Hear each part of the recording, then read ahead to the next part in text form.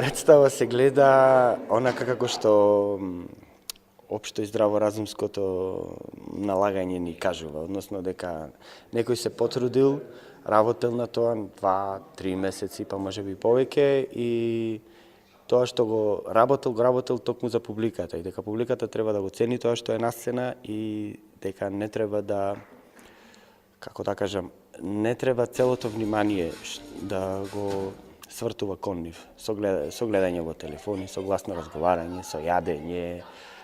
со коментирање на тоа што се случува во представата и така натаму. Па незината цел е, така речи, да направиме еден ефектно гледало, публиката да се погледне самата себе си каква е, особено оваа помлада генерација која што е нашата целна група, да се погледне каква е кога ние ги играме нашите представи и да ја подсетиме дека пред нив се вистински луѓе на сцена кои можат да ги видат и да ги слушнат она што го прават тие во публика. Каква е најчесто публиката до искуства? Па не би сакал да генерализирам, но мислам дека на младата публика и треба образование, значи треба театарско образование. Потребно е пред се да се тргне од училиштата кои што треба да ги носат децата на представа, не е организирано со цел некои си заткулисни, не знам како да кажам, преговори во цел тај ми ти салата или јас ќе ти донесам потоа деца, туку деца да сидат само иницијативно и треба да се образуваат, а публиката бидејќи е, како да кажам, не ја сваќа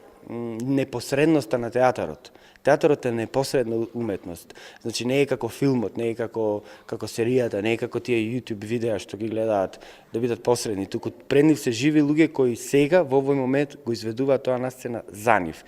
И постои една многу интересна опција, тоа е ако не ти се допадне представата, слободно можеш да станеш и да си замениш, а не да коментираш, да гледаш во телефон, не знам како, бидејќи Представа се гледа културно, воспитано и убаво, онака како што се надевам дека сите ги воспитувале од мали во училиште, без внесување на сокови, грицки и такви слични работи. Мислам, луѓето не се на кино, иако чисто го прават тоа, ја прават таа грешка.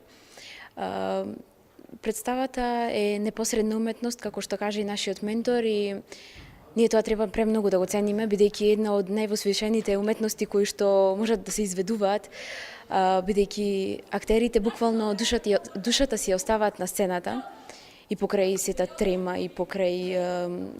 сите работи што се случуваат во нивниот живот, тие кога ќе излезат на сцена треба да бидат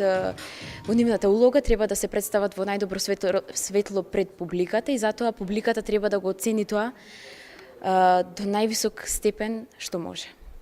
Дали некојаш како актер сте се соочили со некакво недолично однесување на публиката? Па да, на минатите две представи имавме публика која што беше на многу помала возраст од тоа што представата можеше да го прикаже, односно за потребите на нашата представа би требало да доаѓаат веројатно тинејџери или повозрасни луѓе, а не деца од второ, трето и петто одделение кои што не можат да ја разберат представата, туку тука дошле само да видат кој како е облечен, кој колку е интересен, да се смеат на она што ќе го кажат актерите, бидејќи секако тоа пречи прво во нашата концентрација, второ во актерската игра и се друго она што еден актер може да прикаже на сцената. Се вкупниот семестар во ова училиште ни траеше околу 3 до 4 месеци. Имавме различни вежби кои ни помогнаа во подготвувањето на оваа представа, која почнавме да ја подготвуваме од скоро. Учествуваме 11 души. И главната порака секако е да и се пренесе на публиката како правилно треба да се однесува на театар, односно се подразбира чепкање во телефоните, зборување, понекогаш и јадење, внесување пијалки, семки и такви работи, одвлекување на вниманието, и тоа е во суштина главната порака.